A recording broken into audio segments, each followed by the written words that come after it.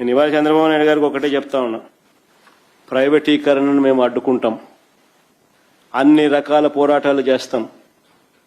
మీ నిర్ణయాన్ని వెనక్కి తీసుకునేంత వరకు ధర్నాలు జరుగుతాయి, ర్యాలీలు జరుగుతాయి, దీక్షలు జరుగుతాయి, నిరసనలు చేస్తాం. నేను కూడా అక్కడక్కడ పార్టిసిపేట్ కూడా చేస్తా. అన్ని రకాలుగా దీన్ని అడ్డుకునే కార్యక్రమం, అడ్డుకునే ప్రయత్నం జరుగుతుంది. నేను ఒక్కనే కాదు, నేను రాష్ట్ర వ్యాప్తంగా రాష్ట్ర శ్రేయస్సు కోరే ప్రతి ఒక్కరికి కూడా పిలుపునిస్తా ఉన్నా, ప్రతి పార్టీకి కూడా పిలుపునిస్తా ఉన్నా. అందరూ కలిసి రండి అని కూడా అడుగుతా ఉన్నా.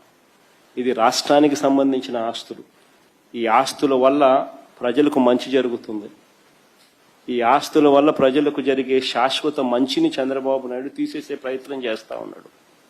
దీన్ని అడ్డుకునే కార్యక్రమంలో ప్రతి ఒక్కరూ కూడా ముందుకు రావాలని కోరుతా ఉన్నాం. అందరం కలిసికట్టుగా దీన్ని వ్యతిరేకించే కార్యక్రమం ఖచ్చితంగా చేస్తాం. ఇన్ని చేసినా కూడా పొరపాటున మీరు బరి తెగిస్తే మాత్రం ఒకటే ఒకటి చెప్తా ఉన్నా, ఎవరైనా టెండర్లలో పార్టిసిపేట్ చేయండి, ఎవరైనా రాండి, కానీ ప్రతి ఒక్కరికి వార్నింగ్ ఇస్తాను.